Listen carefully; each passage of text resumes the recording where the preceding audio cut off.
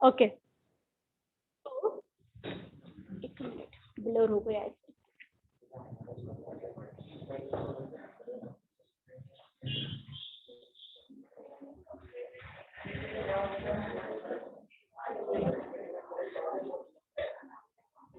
Teacher board blur है।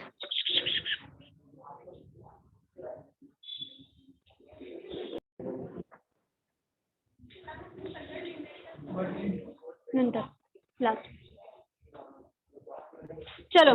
सो एक para जो है ना ऊपर वाला, वहां पे उन लोगों ने कुछ स्टैंडर्ड दिए, देखो कि फॉर एग्जांपल फ्रीक्वेंसी है, तो कितनी फ्रीक्वेंसी ये किसको करस्पॉन्ड करती है। तो that part is very easy. आपको उसमें से क्या करना है, सिर्फ वो जो यूनिट्स है ना, ये एक साइड पे लेना है। ओके, तो for example radio frequency region, कौन सा रीजन होता है वो, 10⁶ का हर्ट्ज का रीजन होता है। तो ये एक साइड पे लिख लो कि radio frequency region is equal to 10⁶ hertz.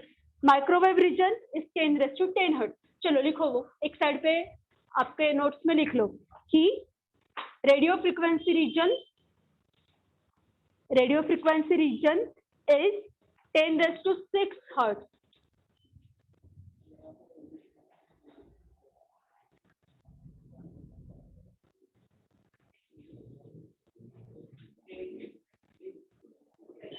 Okay, ये कितना होता है, 10⁶ हर्ट्ज का होता है। देन माइक्रोवेव रीजन जो होता है, ये कितना होता है, 10⁻10 हर्ट्ज। एमसीक्यू के लिए ये इंपॉर्टेंट है, ये पूछते हैं। Then infrared region, yes, 10⁻13 hertz. Okay, then very important, UV region, ultraviolet region, 10⁻16 hertz. देखो, अब ये जो रीजन्स है ना, ये एक्चुअली स्पेक्ट्रा में प्रेजेंट होते हैं, और ये जो रीजन्स है, इस रीजन्स का जो कोई भी वेवलेंथ होता है, इससे बहुत सारे एनालिटिकल टेक्निक्स जो होते हैं ना, वो काम में आते हैं। फॉर एग्जांपल मैं आपको एक नाम बताती हूँ, उसके बारे में आप सर्च करो, that is IR spectroscopy. Okay, IR spectroscopy. अब ये जो IR मतलब ही इंफ्रारेड होता है, ठीक है, इंफ्रारेड स्पेक्ट्रोस्कोपी, या और एक है यूवी स्पेक्ट्रोस्कोपी भी होती है। तो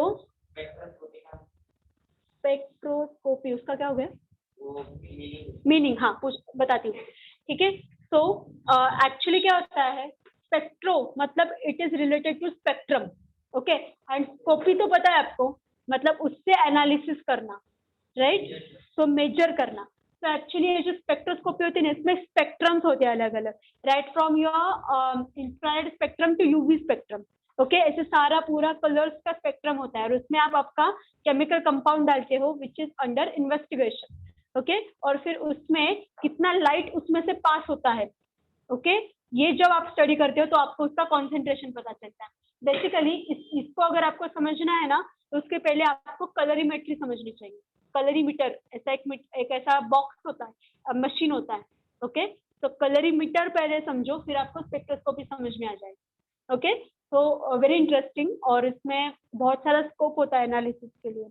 कभी मैं आपको बताऊंगी पूरा स्टार्टिंग से, कि आपके हाथ में अगर एक लिक्विड आया, say that it is chemical compound, उसका आगे जाके क्या क्या हो सकता है, ये एक बार मैं आपको ऐसे ही बताऊंगी। बहुत इंटरेस्टिंग होता है वो सारा, ठीक है। So now speed of light का मैंने आपको बता दिया था कि ये जो एक्सप्रेशन है कि speed of light is equal to nu, okay, into lambda. ये एक्सप्रेशन आप दिमाग में फिक्स करो, okay. So this is the relation, okay. तो स्पीड ऑफ लाइट फिर कांस्टेंट होता है, कितना पता है, 3 × 10⁸ मीटर पर सेकेंड, ओके, ये स्पीड ऑफ लाइट होता है। वेयर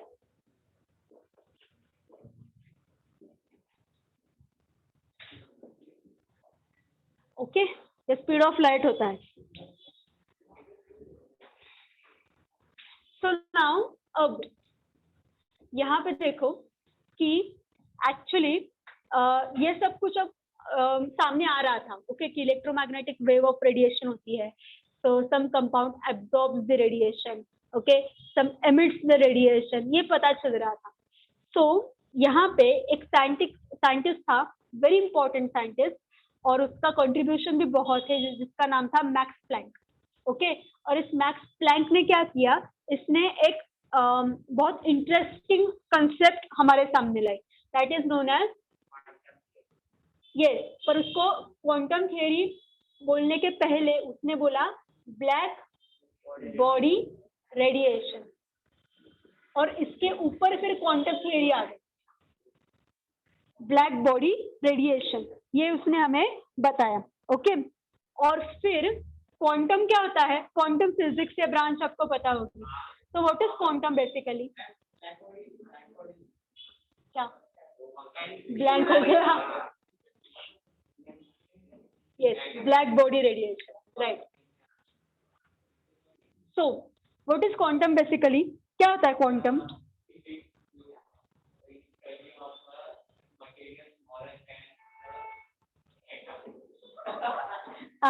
एक्चुअली ऐसा नहीं होता. व्हाट इज क्वांटम अभी समझ लो, वो ये बहुत फैंसी ब्रांच है, तो लोगों को बहुत अट्रैक्शन होता है इसका.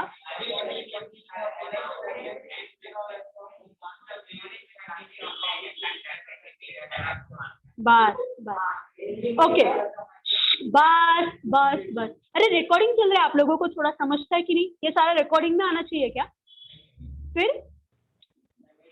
So consider that you have electromagnetic wave of radiation, ठीक है, आपके पास एक इलेक्ट्रोमैग्नेटिक वेव ऑफ रेडिएशन है, एक वेव है अपने पास. अब वो जो वेव है उसकी कुछ तो एनर्जी है, ओके.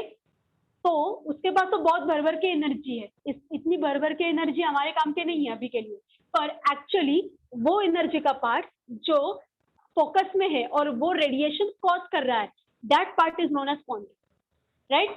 तो वो energy, quantum is related to energy and दूसरी कौन सी भी क्वांटिटी उसमें हमें फोकस में नहीं लेनी है. क्वांटम जो होता है ना, वो क्या होता है एक्चुअली, कि वो पार्ट ऑफ एनर्जी होता है और कोई नहीं होता, ओके, पार्ट ऑफ एनर्जी होता है वो.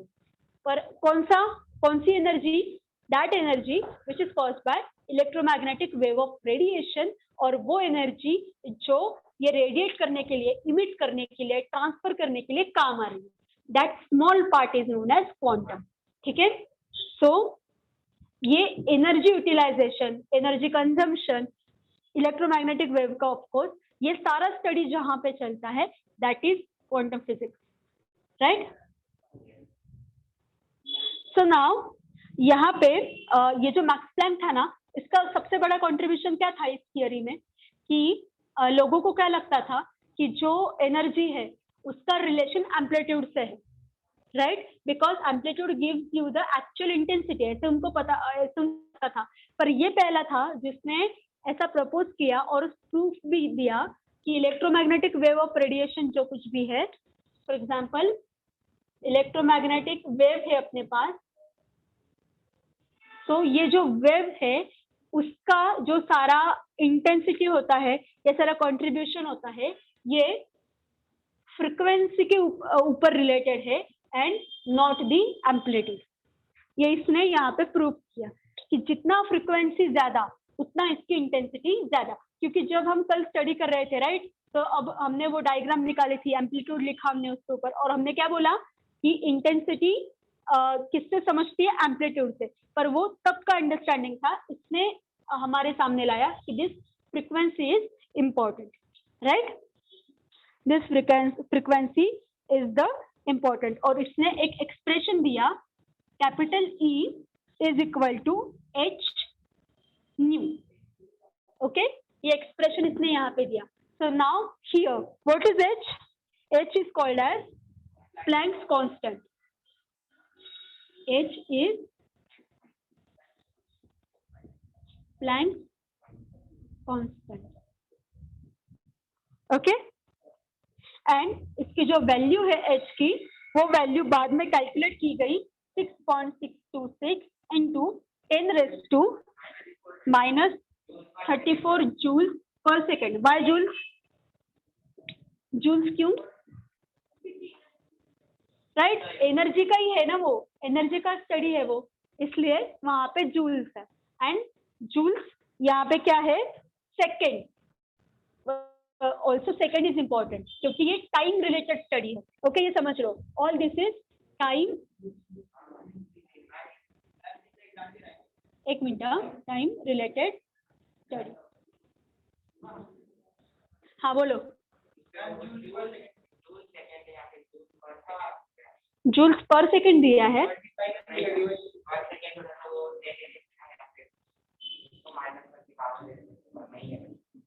नहीं पर सेकेंड है ही नहीं ना, पर सेकेंड का स्टडी नहीं यहाँ पे कि इतना एक सेकेंड में कितनी एनर्जी ट्रांसफर होती है, ऐसे स्टडी नहीं यहाँ पे। ऐसा होता तो वो पर सेकेंड आता। ओके, पर यहाँ पे जूल सेकेंड क्यों है? क्योंकि वहां पे एनर्जी कंजम्पशन के लिए या एनर्जी ट्रांसफर के लिए, यूटिलाइजेशन के लिए उतना टाइम भी लगता है। ओके, तो ऐसा नहीं है कि इतने इतने टाइम में इतनी इतनी एनर्जी ट्रांसफर, ऐसा नहीं है। जितना टाइम लगेगा उतना लगेगा, एंड उस टाइम में एनर्जी का यूटिलाइजेशन या रेडिएशन, दैट्स वाई यहाँ पे पर नहीं है। समझ में आया पर क्यों नहीं है? ओके, सो नाउ यहाँ पे और एक साइंटिस्ट आ गया, ग्रेट साइंटिस्ट। ओके, जो जिसने और इसमें इसका एडवांटेज लेके इसने एक फेमस एक्सप्रेशन जो है वो हमारे सामने रखा, that was Albert Einstein. Okay, Albert Einstein जिसने इस एक्सप्रेशन का यूज करके एक फेमस एक्सप्रेशन हमारे सामने लाया, that is E is equal to mc square. और इस एक्सप्रेशन का जो यूज है ये कहाँ कहाँ नहीं हुआ, सब में हुआ। Right from your preparation of atomic energy utilization, atomic bomb. Okay, तो इसमें इस एक्सप्रेशन का यूज हुआ और सब में इस एक्सप्रेशन का वाइडली स्टडी हुआ। पर I remember that before 2 or 3 years, I can guess, आपको वो पेपर भी मिलेगा, बिफोर 2 to 3 years एक ग्रुप ऑफ साइंटिस्ट था और फ्रॉम यूएसए ओनली। तो उन लोगों ने ये जो एक्सप्रेशन है ना, ये एक्सप्रेशन कैसा रॉन्ग है ये उन लोगों ने प्रूव किया। क्यों? इस एक्सप्रेशन में क्या लिमिटेशन है और ये एक्सप्रेशन कैसे एप्लीकेबल नहीं हो सकता, ये उन लोगों ने प्रूव किया और साइंटिफिक कम्युनिटी ने वो एक्सेप्ट भी किया। उन्होंने ऐसा नहीं किया कि चलो अल्बर्ट आइंस्टाइन तो बहुत ग्रेट साइंटिस्ट है तो उसका एक्सप्रेशन रॉन्ग हो ही कैसे सकता है। ऐसा नहीं होता साइंस में, रॉन्ग है मतलब रॉन्ग है।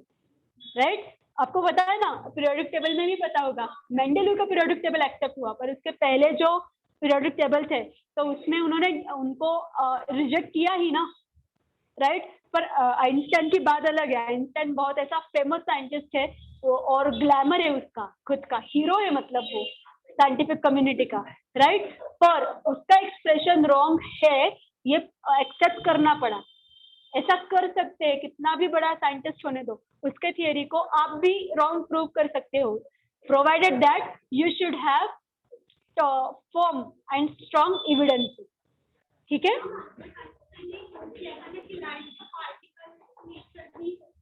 हाँ, तो वो तो फेमस है। एक्चुअली आइंस्टाइन का रोल क्या है, आइंस्टाइन ने सिर्फ पार्टिकल नेचर को फोकस नहीं किया, वो मानता था, उसने ही ये शुरू कर दिया मानना कि light has dual nature. And फिर इसने ये सी स्क्वायर, ये जो क्वांटिटी है ना, ये डिसाइड करने के लिए इसको बहुत यूज हो गया। हाँ बोलो। Speed of light, yes, speed of, E is energy, C is square, and here m is one constant quantity.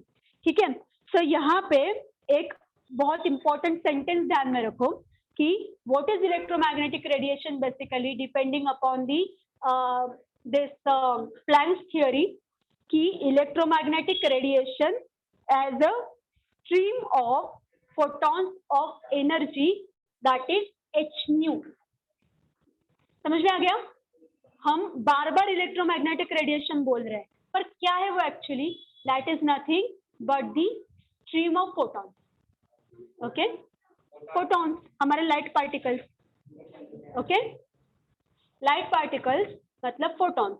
Okay, so what is electromagnetic radiation? That is the stream of photons which are having the energy this h nu,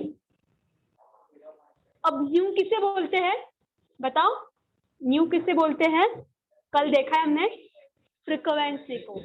so frequency multiplied by this particular constant, okay.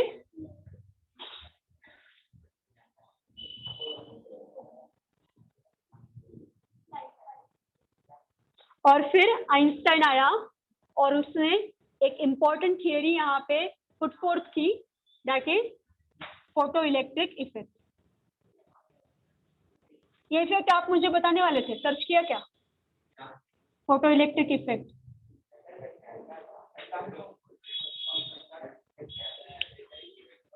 ठीक है चलो और time लो, next week बताओ। हाँ homework ऐसा bold letters में लिखो, photo electric effect. क्या नहीं नहीं, ऐसा सिर्फ सर्च करके नहीं बताना है, स्टडी करके बताना है, फोटो इलेक्ट्रिक इफेक्ट, ठीक है। So take a time of 1 minute, वो जो पैसेज है पूरा ये रीड करो अच्छे से, इंपॉर्टेंट है। ये थियोरी जो है ना, कहाँ गई प्लैंक्स थियोरी, ये आपको यहाँ पे आएगी, ठीक है, एक्सप्लेन करने के लिए, तो आपको वो अच्छे से पता होना चाहिए।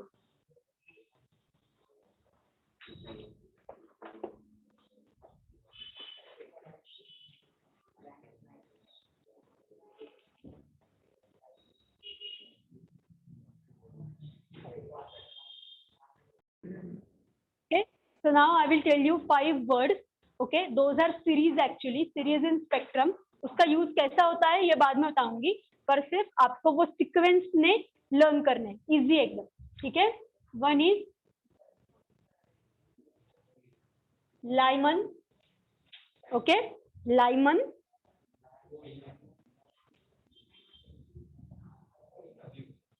बाल्मर,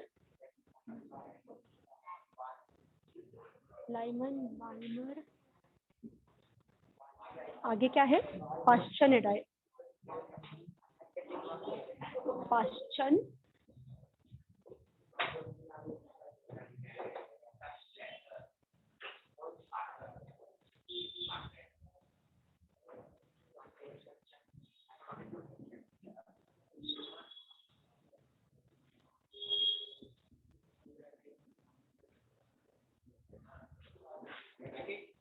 पी साइलेंट, हाँ, Lyman Balmer Paschen bracket Pfund, FUND, P silent है, ठीक है। तो ये वर्ड सिक्वेंसली लर्न करो, फिर मैं आपको यहाँ ये कहाँ पे यूज करते हैं वो बताऊंगी। क्या, एक मिनट, हाँ ये एक टॉपिक होने के बाद आएगा, ओके। अभी इसमें भी है पर बताती हूँ मैं आपको।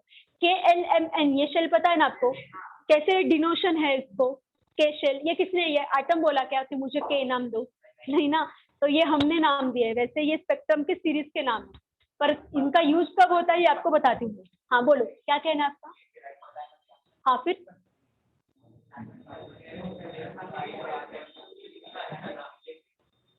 ठीक है, ये आपको लर्न करना है अच्छे से और फिर ये दिमाग में फिक्स करना है इसी सीक्वेंस से, ओके। बाल्मर जी की जगह पे पाश्चन हो गया, पाश्चन की बस, बाल्मर की जगह पे पाश्चन हो गया, पाश्चन की जगह पे बाल्मर हो गया, ऐसा नहीं चलना चाहिए, ठीक है। सीक्वेंस से वो आपको लर्न करना है, जल्दी दे दिया आपको, ये लर्न करो। हाँ अब सुनाओ,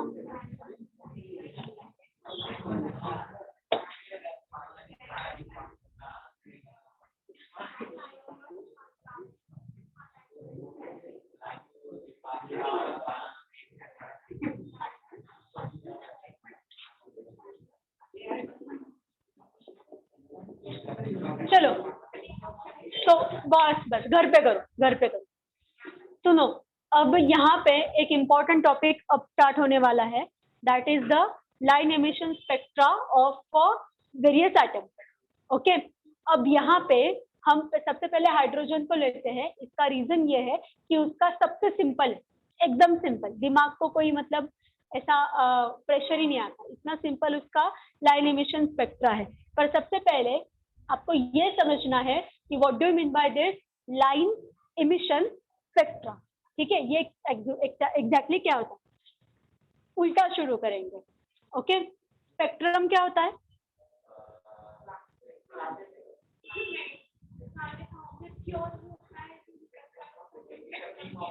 कलर स्पेक्ट्रम पता है सबको? यस,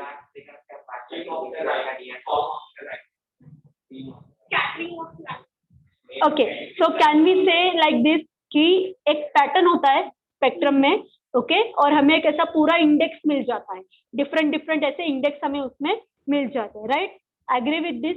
ओके, किसका भी स्पेक्ट्रम हो सकता है, फिर ऐसा कुछ नहीं कि सिर्फ कलर का ही होगा, राइट? कलर का सबसे पहले इम्पोर्टेंट आपको जल्दी समझ में आ जाएगा। घर में ऐसे ये होता है, देखो जब घर में कुकिंग चलता है तो उसके जो स्पाइसेस होते हैं उसका एक डिब्बा होता है, right? So that is the spectrum of spices, right? Group, okay, group, set, okay, तो सेट, ग्रुप, ये क्या होता है, ये ऐसा स्पेक्ट्रम होता है। अब स्पाइसेस के डिब्बे में देखो, सबसे ज्यादा अमाउंट किसका होता है स्पाइसेस में? जो सबसे ज्यादा लगने वाला है, राइट?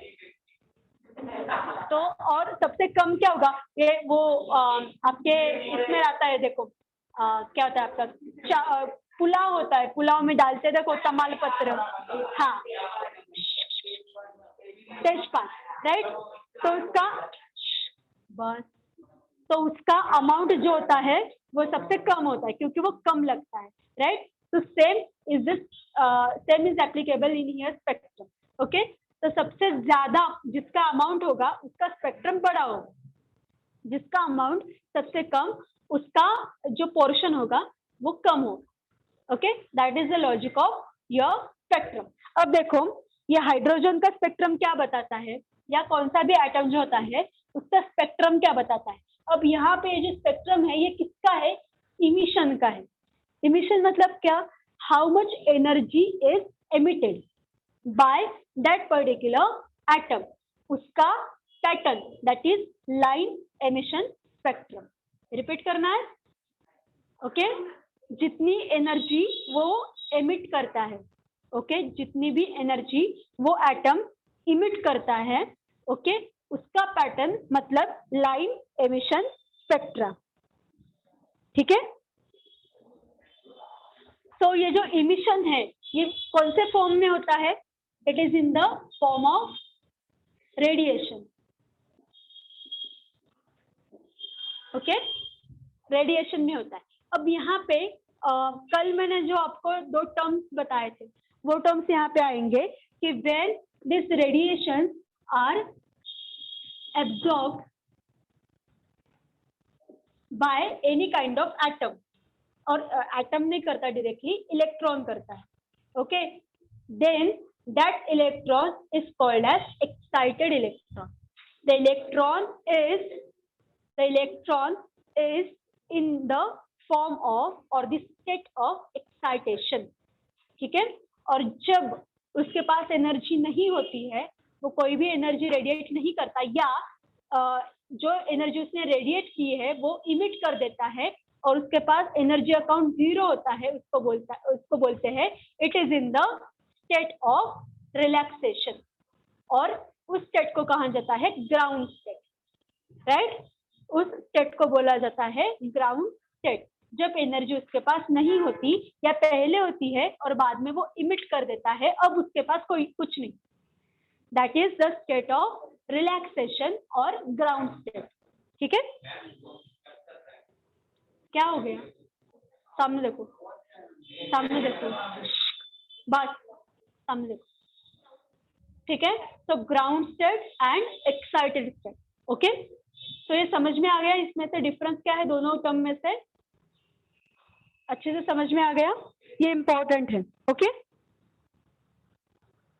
सो अब ये फॉर एग्जांपल एक पूरा आपको मैं इवेंट बता देती हूँ। आपका एक एटम है, ठीक है, यू हैव वन एटम, उस एटम के इलेक्ट्रॉन्स है, ओके? इलेक्ट्रॉन क्या करते हैं? सबसे पहले जो कुछ भी एनर्जी है, ओके, फॉर एग्जांपल ये इलेक्ट्रॉन है आपके पास, ये इलेक्ट्रॉन क्या करेगा? सबसे पहले ये जो कुछ भी एनर्जी है ना उसको एब्जॉर्ब करेगा, अभी ऑब्जर्व होने के बाद ये जो इलेक्ट्रॉन है ना, इसको हम बोलेंगे दैट इज एक्साइटेड। ओके, वो एक्साइटेड है, एक्साइटेशन स्टेट में चला गया वो। पर फिर इसका मतलब क्या, वो जो इलेक्ट्रॉन है ना, उसके पास भर भर के एनर्जी है, बहुत एनर्जी है, ऐसा वाइब्रेंट होता है वो, एकदम एकदम चार्ज होता है, राइट। चार्ज मतलब नेगेटिव पॉजिटिव चार्ज ऐसा मत लो, पर एकदम ऐसा हाईली एक्टिव होता है वो, उसका स्पीड बढ़ जाता है, उसके पास एनर्जी होती है। फिर बाद में ये हो जाने के बाद क्या होता है, एक्साइटेड होने के बाद उसके पास जो एनर्जी है ना, वो क्या करता है, इमिट करता है। ओके, वो जो एनर्जी है वो इमिट करता है, और ये जो एनर्जी है उसका एमिशन हो जाने के बाद, पूरा का पूरा एमिशन हो जाने के बाद उसकी जो पहले वाली स्टेट थी ना, उसमें वो वापस चला आता है। ओके, जिसको हम क्या बोलते हैं, जिसको हम बोलते हैं ग्राउंड स्टेट।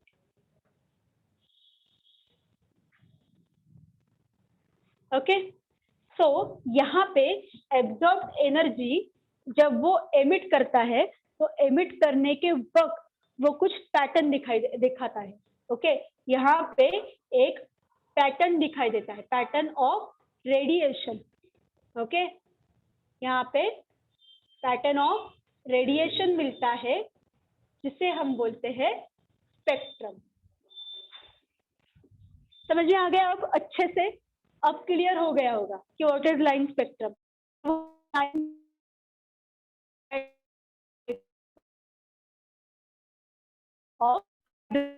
ठीक, अब ये जो डिस्चार्ज है,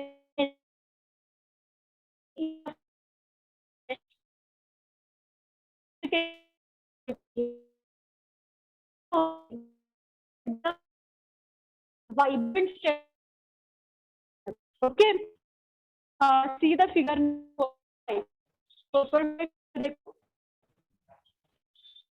So ये actually starting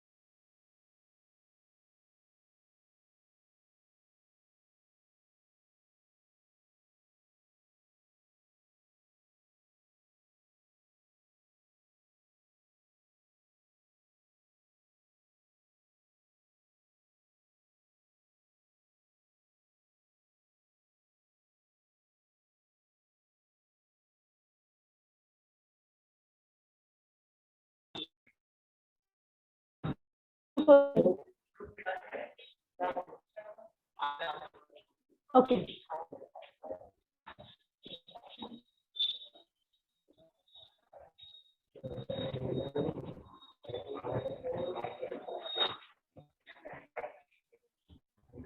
ओके, तो यहाँ पे ये 5 लोग थे साइंटिस्ट जिन्होंने ये सीरीज फाइंड आउट की। ओके, तो अब यहाँ पे हमें आपको बोल रही थी फिगर नंबर 4.5 देखिए। अब देखो यहाँ पे आपको और एक बात समझनी है, आपने नोटबुक में ये 5 नाम लिखे ना, तो एक काम करो, लाइमन के सामने डैश करके लिखो अल्ट्रावायलेट रीजन।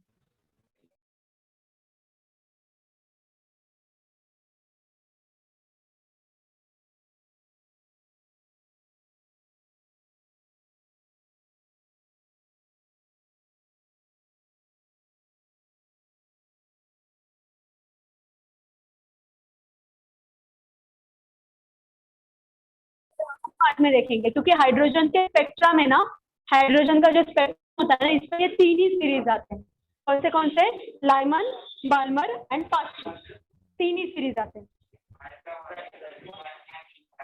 यस, ठीक है, यस राइट। तो जो एनर्जी इमिट होगी, तो वो एनर्जी इस रीजन में इमिट होगी, राइट। तो देखो यहाँ पे क्या होता है, हाइड्रोजन की स्टेट क्या है, सॉलिड है, हाइड्रोजन गैसियस स्टेट है ना, तो हाइड्रोजन की स्टेट होती है गैसियस स्टेट। ओके, तो यहाँ पे क्या हो गया देखो, कि इलेक्ट्रोमैग्नेटिक वेव्स का जो रेडिएशन का स्पेक्ट्रम था, ये 5 सीरीज में उन लोगों ने क्या किया, उसको डिवाइड किया, और हाइड्रोजन की जो एनर्जी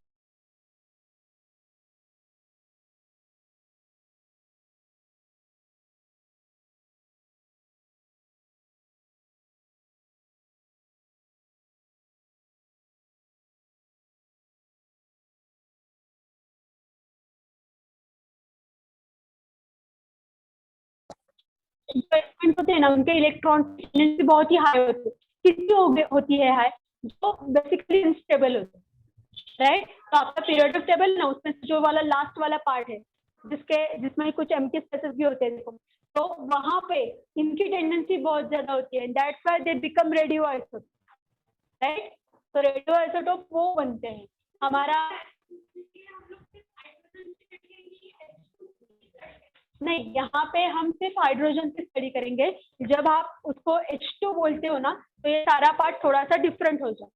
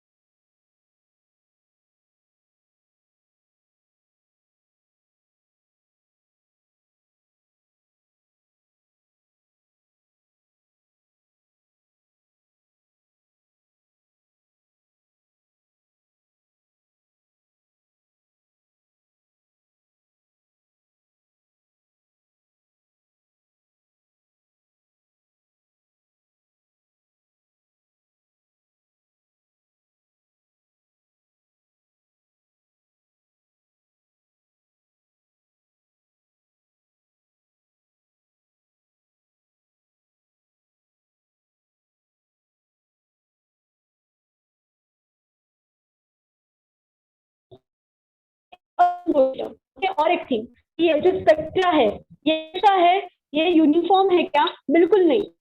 कि तीनों में फ्रीक्वेंसी इक्वल है, ऐसा है क्या? नहीं। देखो फिगर में, that's why I told you to see the figure. Okay, यहाँ पे देखो, फंक्शन सीरीज में जो फ्रीक्वेंसी है वो अलग है, बाल्मर में जो है वो अलग है, और लाइमन में जो है वो और अलग है, राइट। राइट।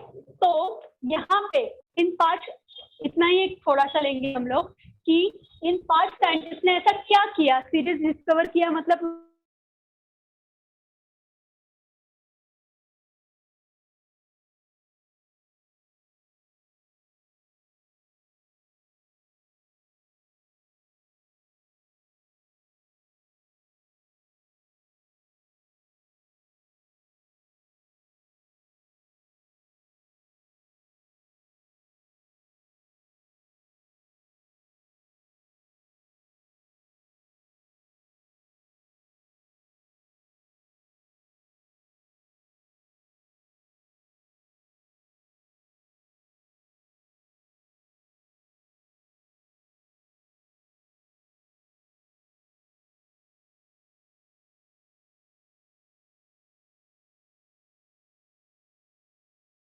ओके, और एक सीरीज का, और फिर आपको फाइनली सारा एडिशन मल्टीप्लिकेशन करके आपके पास एक रूट नंबर होगा, फाइनल नंबर होगा, कि आप बता सकोगे कि हाइड्रोजन इतनी इतनी एनर्जी एब्जॉर्ब करता है, ओके, और इतनी इतनी एनर्जी इमिट करता है। Got this point? So we will stop here. We will continue in the next lecture.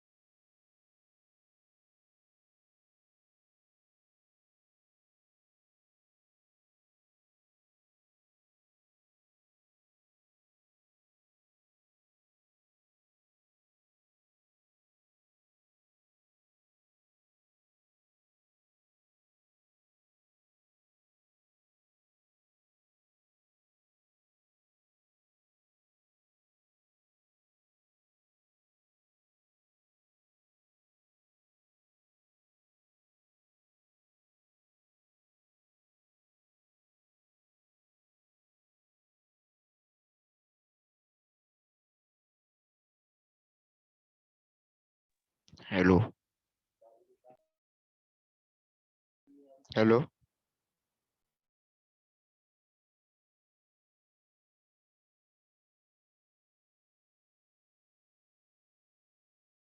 Hello teacher.